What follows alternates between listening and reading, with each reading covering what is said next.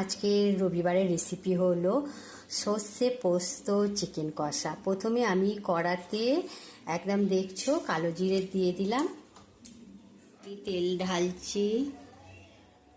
তেলটা গরম হয়ে গেছে। আগে থেকে দেখো চিকেনটাকে আমার পরিষ্কার জলে, গরম জলে ধোয়া, সেটাকে এবারে আমি কড়াতে দিয়ে দিলাম।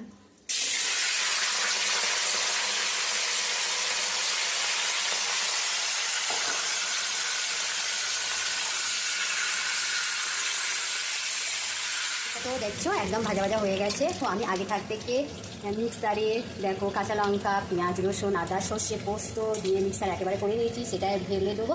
তো এতে আমি ঢালছি, কিন্তু টক দইটা আমি দিচ্ছি না। টক দইটা আমি টমেটো বাটাটা দিলাম না, টক দই দেবো।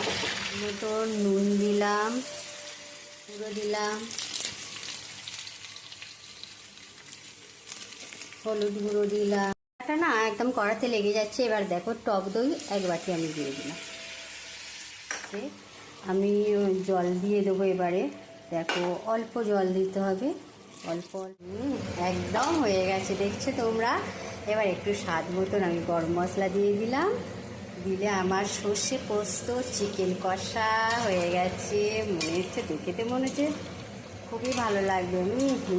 দারুণ, তাই তো বন্ধুরা? আমি যেমন করে বললাম তোমরা করে দেখো, খুব টেস্টি হবে খেতে, সবাই ভালো লাগবে।